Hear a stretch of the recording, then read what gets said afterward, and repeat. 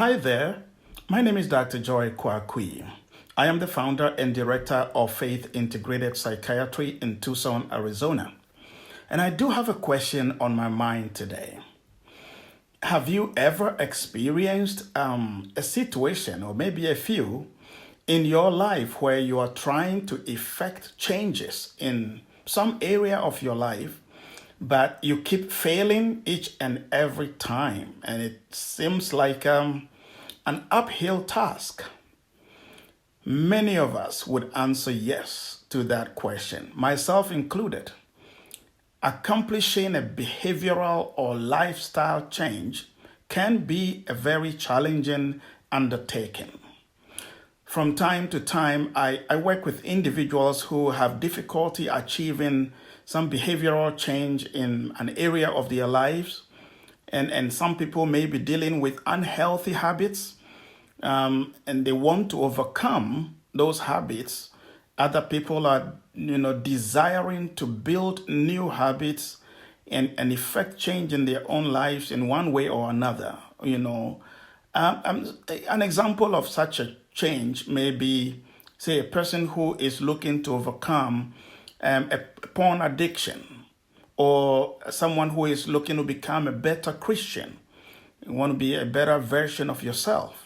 Anyway, so frequently in my work with people, we come face to face with the reality that there must be something buried deep within a person that has become so entrenched, more like a stronghold that needs to be broken in order to pave the way for something new, to develop in us.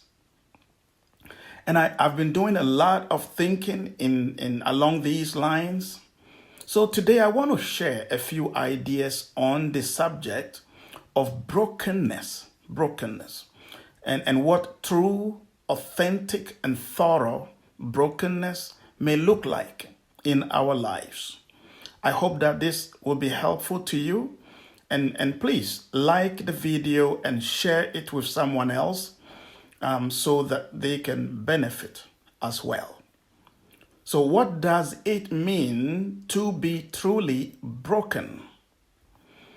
And I just want to start by saying that brokenness is when we have become so filled with our own selves, or the things that we have acquired from our life circumstances, to the extent that we've gotten to the breaking point or the tipping point, and we turn to the Lord for a do-over.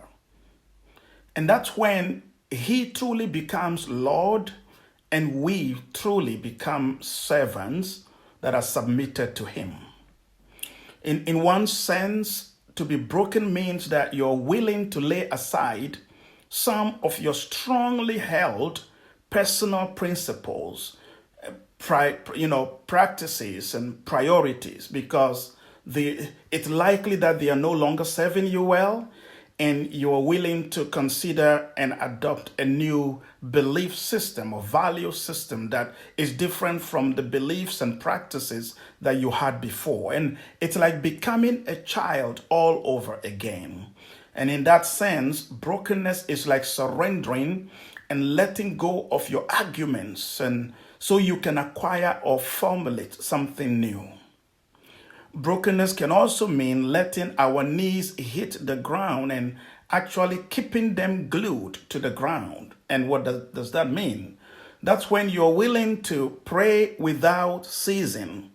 And keeping your knees to the ground does not mean that you won't do anything else during the day, but it means that while you go about your daily activities, you keep your mind on the fact that you are relying on the Lord, and in every detail of your life, totally dependent on Him.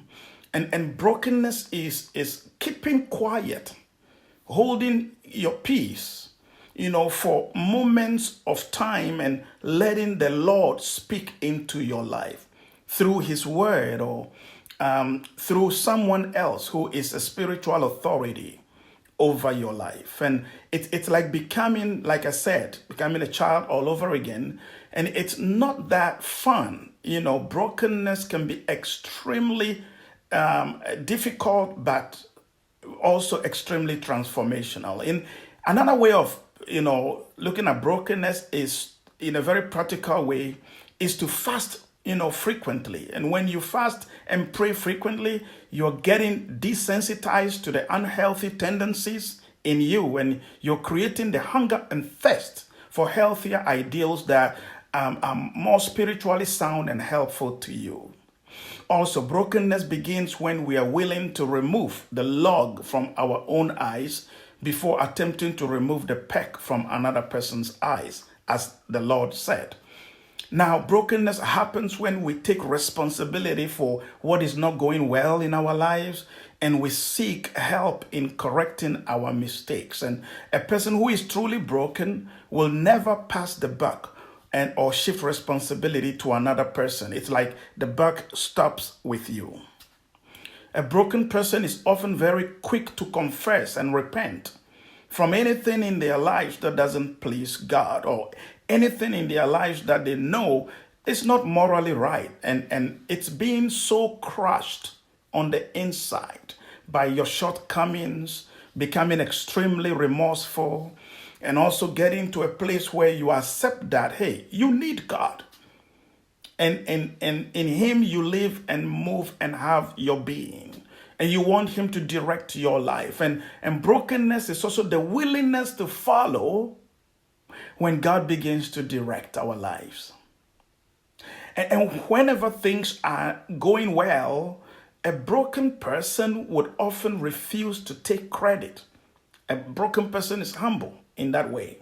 They would rather get out of the limelight so God can receive the glory for what is going well.